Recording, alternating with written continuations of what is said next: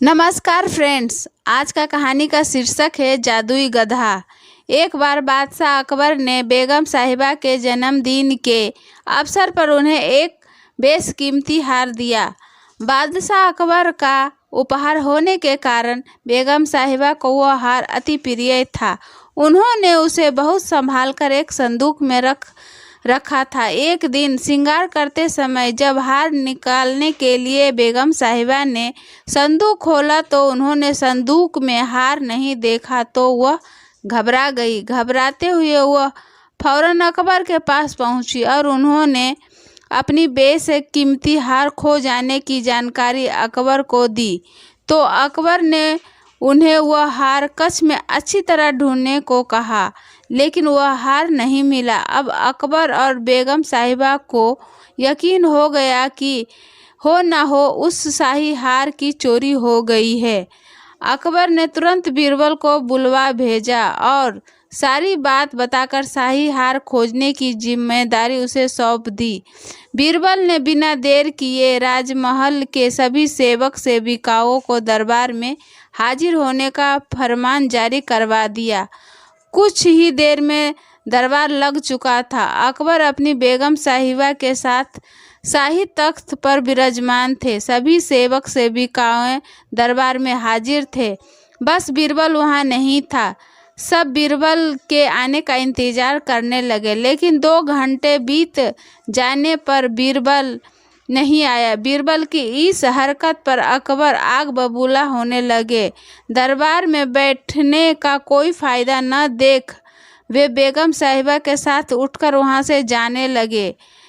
ठीक उसी वक्त बीरबल ने दरबार में प्रवेश किया। उसके साथ एक गधा भी था। विलंब के लिए अकबर से माफ़ी मांगते हुए वह बोला, जहाँ पनाह माफ़ कीजिए, इस गधे को खोजने में मुझे समय लग गया। सबकी समझ नहीं आ रहा था कि बीरबल अपने साथ वो गधा दरबार में लेकर क्यों आया है। बीरबल सबकी जिज्ञासा शांत करते हुए बोला, ये कोई साधारण गधा नहीं है, ये जादुई गधा है। मैं ये गधा यहाँ इसलिए लाया हूँ ताकि शाही हार के चोरी का नाम बता सके। बीरबल की बात अब भी किसी के पल्ले नहीं पड़ रही थी। बीरबल कहने लगा, मैं इस जादुई गधे को पास के एक कक्ष में ले जाकर खड़ा कर रहा हूँ। एक एक कर सभी सेवक सेविकाओं को उस कक्ष में जाना होगा और इस गधे की पूंछ पकड़कर जोर से चिल्लाना होगा कि उसने चोरी नहीं की है। ध्यान रहे, आप सबकी आवाज़ बाहर सुनाई पड़नी चाहिए। अंत में ये गधा बताएगा कि चोर कौन है। बीरबल गधे को दरबार के लगे एक कक्ष में छोड़ आया और कतार बनाकर सभी सेवक सेविकाओं उस कक्ष में जाने लगे। सबके कक्ष में जाने के बाद हर जोर से आवाज़ आती, मैंने चोरी नहीं की है। जब सारे सेवक सेविकाओं ने ऐसा कर लिया तो बीरबल गधे को बाहर ले आया। अब सबकी निगाहें गधे पर थी, लेकिन गधे को एक और खड़ा कर बीरबल एक विचित्र हरकत करने लगा। वह सभी सेवक सेविकाओं के पास जाकर उसके हाथ आगे करने को कहता और उसे सूंघता। बादशाह अकबर और बेगम साहिबा सभी हैरान थे, आखिर बीरबल ये कर क्या रहा है। तभी बीरबल एक सेवक का हाथ पकड़कर जोर से बोला, जहाँ पनाह ये है शाही हार का चोर।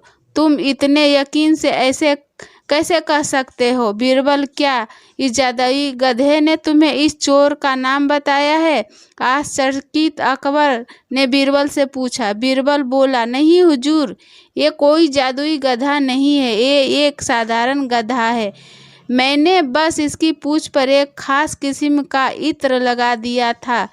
जब सारे सेवक सेविकाओं ने इसकी पूंछ पकड़ी तो उनके हाथ में उन इत्र की खुशबू आ गई, लेकिन इस चोर ने डर के कारण गधे की पूंछ पकड़ी ही नहीं। वह कक्ष में जाकर बस जोर से चिल्लाकर बाहर आ गया, इसलिए इसके हाथ में उस इत्र की खुशबू नहीं आ पाई। इससे सिद्ध होता है कि यही चोर है।